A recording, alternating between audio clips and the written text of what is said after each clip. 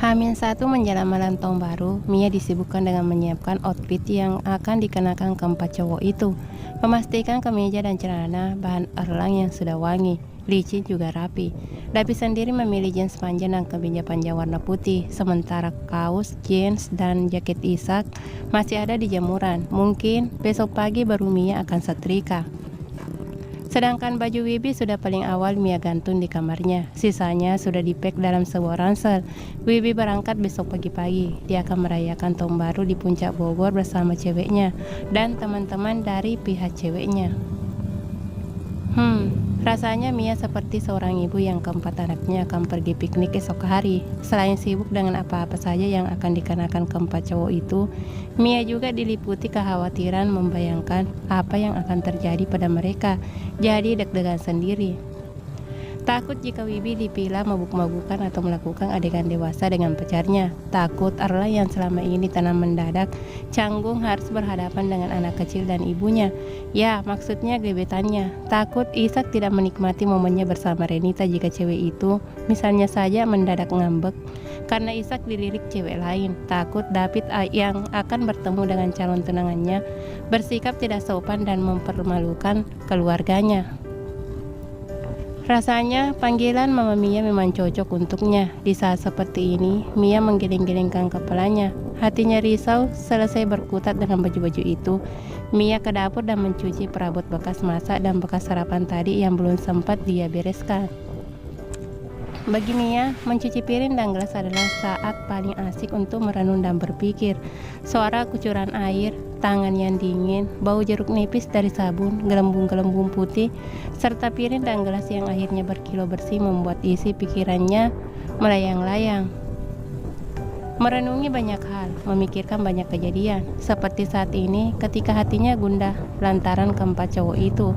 Jadi sambil tangannya mengusap-ngusap perkakas kotor, pikirannya kembali berputar cepat. Bagaimana kalau ketakutannya nanti terjadi? Mia tidak bisa mengontrol malam tahun baru nanti akan berlangsung baik-baik saja bagi keempat lelaki itu. Lagian, kenapa sih Mia harus sibuk memikirkannya? Maksudnya, selain tidak punya kendali, dia sama sekali tidak punya hak. Mereka semua sudah dewasa, sudah bisa menimbang yang baik dan buruk, sudah tahu setiap pilihan akan memunculkan konsekuensi. Sebaiknya Mia tetap berada di dalam batas yang aman, tidak masuk terlalu dalam, tidak terlibat terlampau jauh dengan kehidupan pribadi para personel Dewi. Mia mendesah panjang. Dia meyakinkan dirinya bahwa kekhawatirannya murni karena dia peduli pada anak-anak itu, bukan lantaran cemburu yang tidak jelas. Ada nggak sih yang pernah cemburu pada teman-temannya? Misalnya perempuan yang cemburu pada sesama teman perempuan karena mereka jadi lebih dekat dengan pacarnya. Rasanya kecemburuan semacam itu yang membayangi Mia sehingga pikirannya kalut. Ditambah membayangkan apa yang akan terjadi pada dirinya sendiri karena harus melewatkan malam tahun baru sebatang kara. Ya, nggak semuanya nginep sih, tapi yang namanya merayakan pergantian tahun kan kemungkinan besar mereka pulang lewat tengah malam. Mia sedang membilas piring-piring ketika David keluar dari kamar dan berjalan di balik punggungnya. Masih seperti biasa, tanpa basa-basi menyapa Mia terlebih dahulu. David membuka kulkas dan mengambil jeruk. Bukannya langsung pergi, lelaki itu justru berdiri dan menyandarkan punggung di dinding sembari mengupas jeruknya. Matanya tajam menatap lurus Mia, karena cewek itu terus fokus pada cucian di wastafel. David lantas melemparinya dengan kulit jeruk. Ya, sejak bisikan karma does exist itu seolah David tidak membiarkan Mia hidup tenang. Dia selalu mengusilinya setiap kali ada kesempatan.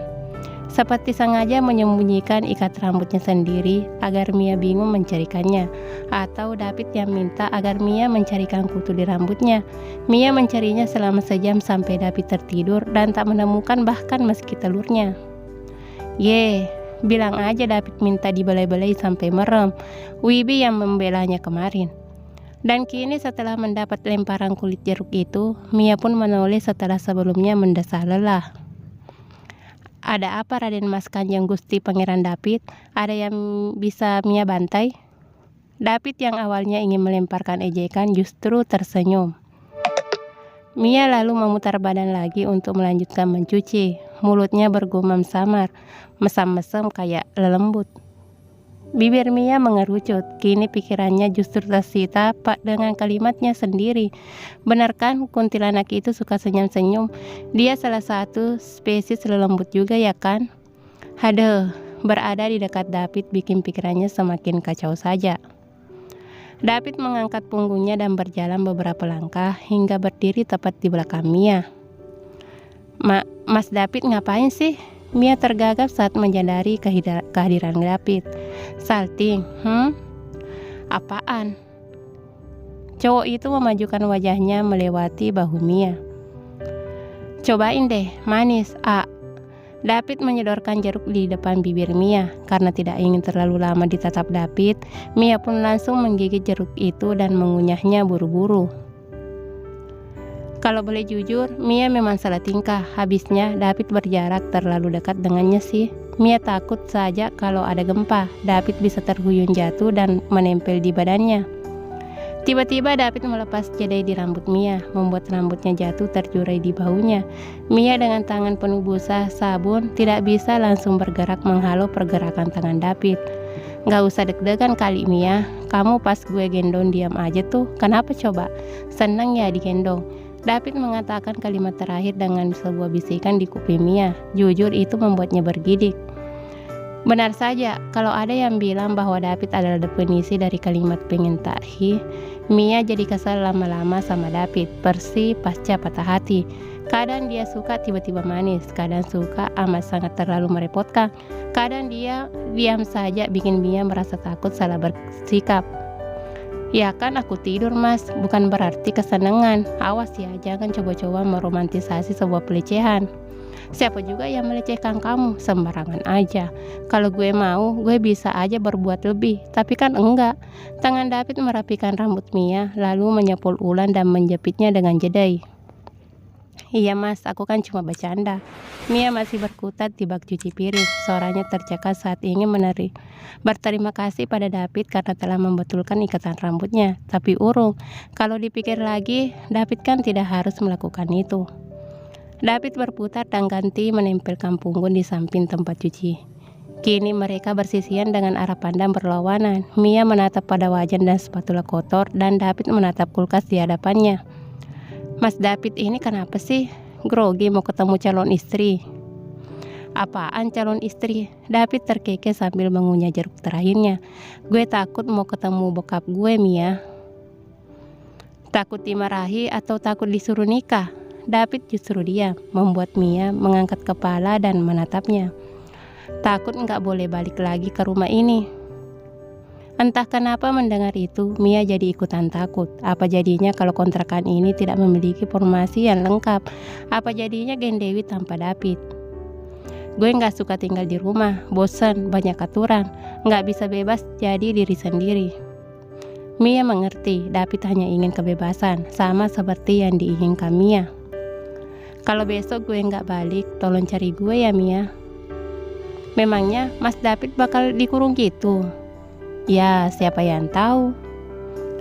Mia jadi panik sendiri. Benarkah akan seserius itu? Tapi tiba-tiba David terkekeh dan mengacak-acak rambut Mia.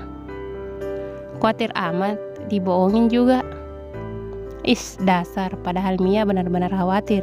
Mia kan belum tahu banyak soal keluarga David yang katanya keluarga sultan itu. Kan aku takut kalau beneran mas. Takut kenapa? Ya takut.